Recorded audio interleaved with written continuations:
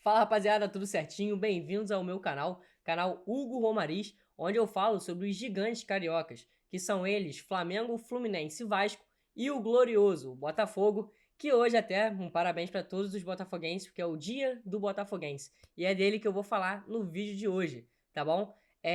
Espero que vocês se inscrevam no canal, curtem o vídeo, comentem e também compartilhem, para eu também ver que vocês estão gostando do conteúdo e que vocês estão sabendo mais sobre o seu time de coração aqui pelo YouTube, né? Já que eu dei uma parada lá no TikTok e no Instagram também, tá bom? Mas sem mais enrolações, o vídeo de hoje vai ser falado sobre o Botafogo, não só pelo jogo que vai acontecer mais tarde, diante do Guarani, onde o Botafogo tem a vantagem de um gol, mas também por várias notícias que estão acontecendo e até de um astro internacional que pode estar pintando no Botafogo. Vou falar disso daí também. Mas antes disso tudo, eu vou começar falando do Segovinha, que já é até um assunto que passou a ser discutido, que o Barcelona tinha interesse no Segovinha desde o Guarani, desde 2019 o Barcelona estava de olho nele, mas a saída dele agora, nesse momento, está completamente descartada, até porque o clube não tem interesse em vender o xodó da torcida nesse momento, e também porque a sua multa rescisória para clubes estrangeiros está avaliada em 100 milhões de euros. Um valor irrisório, né? Um valor que não tem como nenhum time pagar pelo Segovia atualmente. Claro que ele pode ser um jogador espetacular daqui a uns anos, mas hoje 100 milhões de euros é completamente inviável pelo atleta paraguaio, que está fazendo uma bela temporada pelo Botafogo, tá bom? Ainda sobre pontas no Botafogo, o Botafogo tentou negociar com o TT, chegou a apresentar propostas e a família do TT até achou que o atleta fosse vir para cá. O Grêmio, como fez com o João Pedro, tentou furar a negociação, mas não conseguiu. E mesmo assim, o Botafogo também não conseguiu a negociação, não conseguiu ter o sucesso nessa negociação, porque o atleta se transferiu para o Galatasaray da Turquia. Então, mais um jogador que o Botafogo não conseguiu contratar nessa janela, mas nada de espetacular, nada de medo, isso sim, porque seria um jogador mais para somar, seria um jogador para atribuir. Não é uma lacuna que tem no elenco que tem que ser solucionada agora, muito pelo contrário, ali no lugar dele tem o Vitor Sá, tem o Luiz Henrique, que é verdade que estava de lesão, mas que já vai voltar, já está voltando até a ser relacionado, então não tem nenhum motivo do Botafogo começar a correr muito por essa negociação, tá bom? E aí tem outro craque que tá vindo pro Botafogo, pelo menos teve uma sondagem tanto dos empresários do atleta que ofereceram, não foi o Botafogo que foi atrás desse atleta, o atleta foi oferecido ao Glorioso, e é o Eden Hazard. O Eden Hazard dispensa comentários, jogou muita bola no Chelsea, não jogou nenhuma bola no Real Madrid, mas de qualquer forma é um belga que teve, né, uma carreira muito boa, que destruiu o Brasil, querendo ou não, em 2018, junto com o De Bruyne e com o Lukaku naquela Copa, fatídica Copa que a gente pensou até que pudesse ganhar com o Gabriel Jesus, mas que ele tá livre no mercado depois de sair do Real Madrid por N motivos, muitas lesões, o extracampo dele não estava sendo muito bom, porque muitos falavam que ele não estava se dedicando na parte até nutricional, ele se alimentava muito de fast food, aí ficou muito fora do peso, e aí não tinha mais como continuar no Real Madrid, e tá até agora sem contrato. Ele tem na mesa propostas da MLS e do mundo árabe também, mas até agora não fechou com nenhum deles. O John Textor é um admirador ferrenho do belga, gostaria muito de contar com ele na Eagle Football, porque aí é a empresa que gera o Botafogo, que a gente fala que a SAF, né, é o John Textor, mas na verdade é na Eagle Football, que é a empresa do John Textor, querendo ou não.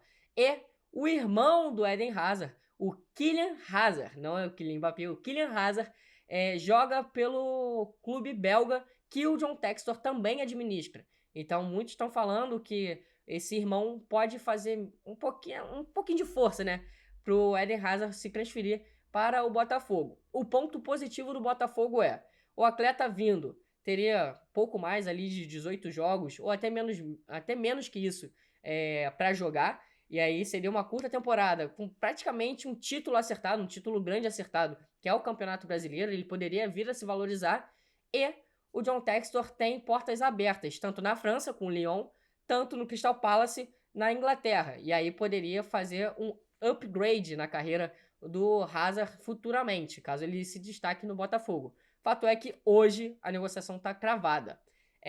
Sobre algumas outras negociações também, foram mais de 20 atletas oferecidos ao Botafogo por conta da lesão do Tiquinho Soares. Tiquinho que se machucou durante o jogo contra o Cruzeiro no Mineirão, que dispensa comentários também sobre o gramado horrível, que tem um estádio tão histórico, mesmo que tenha sido o estádio do 7-1, é um estádio de Copa do Mundo, e que realmente não está tendo nenhum cuidado. Se a gente reclama hoje do Maracanã, a gente não tem nem noção direito do que é o Mineirão. E aí, ao mesmo tempo que o Tiquinho se machucou, o Matheus Pereira, que era alvo do Botafogo também, que fechou com o Cruzeiro, um meia muito habilidoso, também se machucou no mesmo jogo. Enfim, fatalidades que acontecem por conta de um péssimo gramado. O Tiquinho já foi averiguado e ele vai ficar cerca de 5 a 6 semanas, 4, 5, 6 semanas de recuperação. Isso foi o Botafogo que falou, e aí ele perderia 6 jogos por esse prazo, de 6 a 8. Por quê? 6 jogos caso o Botafogo seja eliminado hoje, 8 jogos caso o Botafogo passe para as quartas de finais da Sul-Americana. E aí, mais de 20 atletas foram oferecidos para o Botafogo.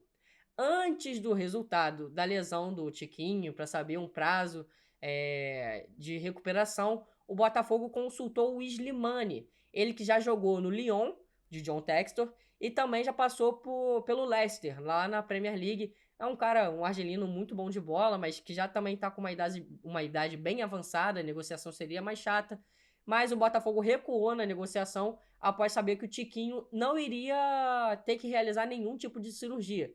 Então aí o Botafogo acalmou e falou que vai esperar o Tiquinho sem problema nenhum. E fica a dúvida de quem vai ser o camisa 9 do Botafogo. Se vai ser o Janderson, se vai ser o Carlos Alberto, se vai ser o Matheus Nascimento, que tá voltando da Europa, né? Que foi dar uma olhada nos clubes de John Textor na Europa. Ele que já tá voltando para ficar junto com o elenco. Fato é que a gente não sabe quem é que vai substituir o Tiquinho nesses 6, 8 jogos aí. E aí tiveram alguns jogadores que comentaram sobre o Tiquinho. O primeiro deles foi o Daverson, que eu vou até botar aqui, o Daverson botando uma frase de apoio ao jogador, ao artilheiro do campeonato.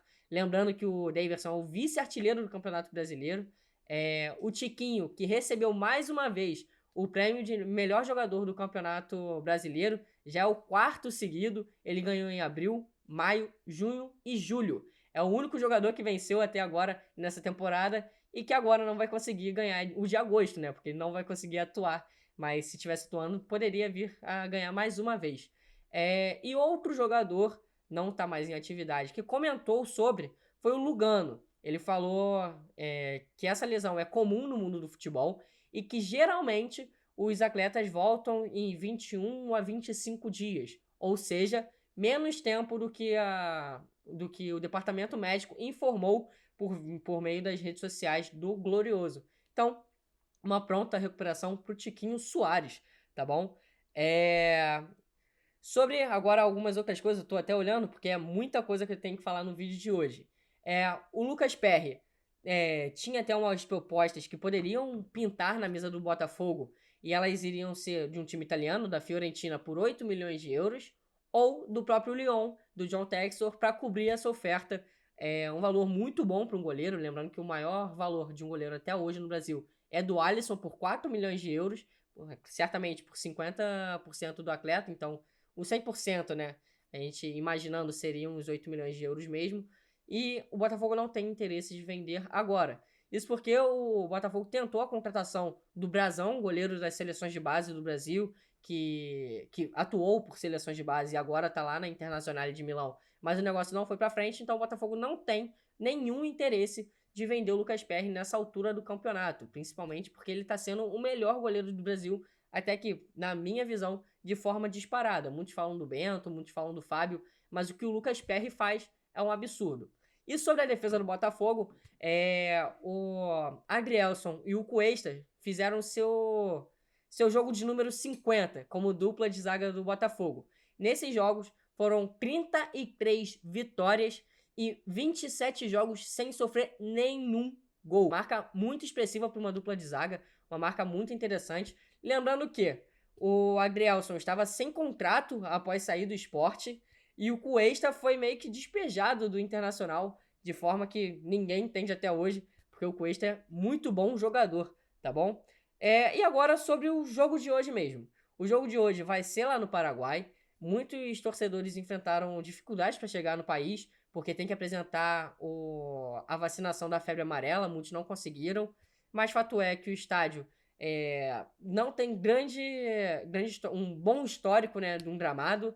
É esperado um bom público lá. O Botafogo venceu a primeira partida por 2-1, ou seja, tem um gol de vantagem.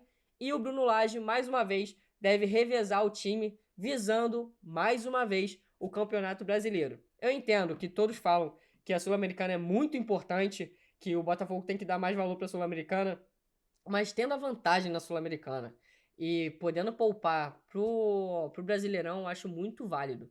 Então, eu acho que é certo o Bruno Lage nessa escolha e boa sorte ao Botafogo. A única curiosidade que eu tenho hoje pro Botafogo, e isso eu vi lá no esporte, no SBT Esporte Rio com a Fernandinha Maia, que hoje é o dia do botafoguense por conta do Zagallo, que hoje também seria o aniversário do Zagallo, tá bom? Por isso, é o dia do botafoguense, tá bom, rapaziada? Então é isso, esse vídeo foi até um pouquinho mais curtinho para vocês, mas amanhã vou fazer um pré-jogo do Flamengo também, se preparando para encontrar outro paraguaio em mais uma competição internacional. Isso, tá bom? Tamo junto, rapaziada. Até o próximo vídeo. Valeu!